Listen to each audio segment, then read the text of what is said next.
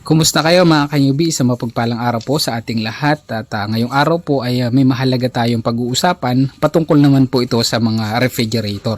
So ito po yung tinatawag nating refrigeration cycle. So may ginawa po tayo dito ng simpleng diagram para maipakita ko lang po sa inyo kung ano yung mga parts ng ating refrigerator. So pagpasensahan nyo na po kasi low budget lang tayo, ika nga.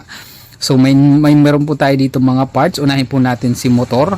Ayan, motor, compressor. Ito po yung heart of the system ng ating refrigerator. Mayroon din po tayong condenser. Ito po yung makikita natin sa likuran o sa bawat gilid ng ating mga refrigerator na umiinit.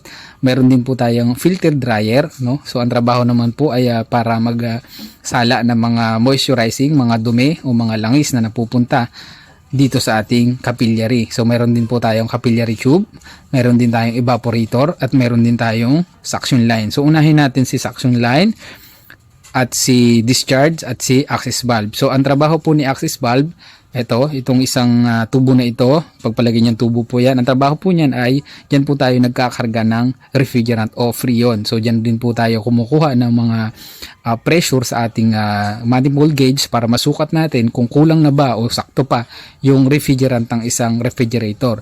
So meron din po tayo suction, dito po siya humihigop, no?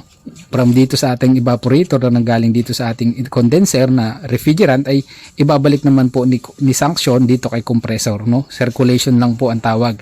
Then meron po tayong discharge. So ang trabaho po ni discharge, diyan po dumadaan yung ating refrigerant o freon na mas kilala natin. So unahin po natin yung mga function ng bawat isa. So unahin po natin yung ating discharge, no? Pag after po ng pagko-compress ni motor o compressor ng refrigerant na isinali natin, ay lalabas po yan kay discharge na mayroong high pressure, high temperature refrigerant vapor. Kaya mapapansin natin mga kanyubi kapag hinawakan natin yung mga condenser na nakalagay doon sa likod ng ating mga refrigerator ay medyo mainit. So mainit talaga minsan kapag mga minutes pa lang yung tinagal ng pag-andar ng compressor, hindi natin halos mahawakan ito kasi mainit nga po. Kasi high temperature, high pressure refrigerant vapor na siya mga kanyubi. Kaya mainit siya. Then pag pumunta na yan mga kanyubi dito ay filter dryer, ito.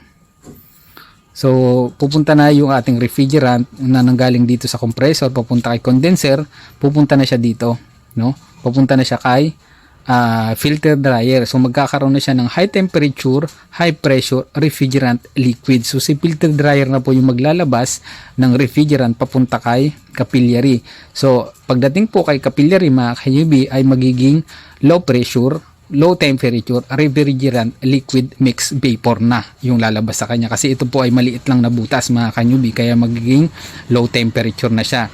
Then after po kay capillary tube ay pupunta naman po yan kay evaporator. Pagpunta mo nyo kay evaporator mga kanyubi ay malamig na po yan. So malamig na kaya nagkakaroon po tayo ng lamig sa loob ng ating refrigerator. Then after po kay evaporator lalabas naman po yan kay suction line. So, kay suction line, low pressure, low temperature, refrigerant vapor na mga kanyubi ulit.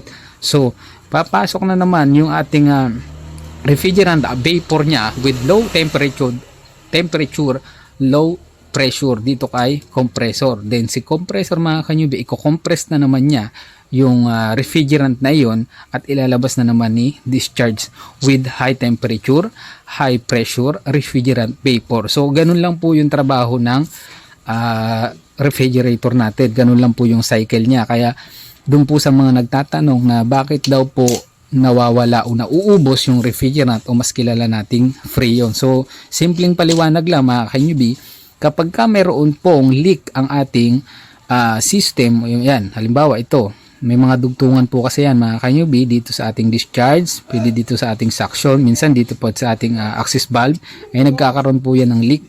Ibig sabihin kapag may leak po ang ating system ay pwede pong maubos o mawala yung ating freon. Pwede rin din po to sa dugtungan ng access natin, ang filter dry papunta kay tawag dito kay capillary, pwede rin po kay condenser, pwede rin po kay evaporator.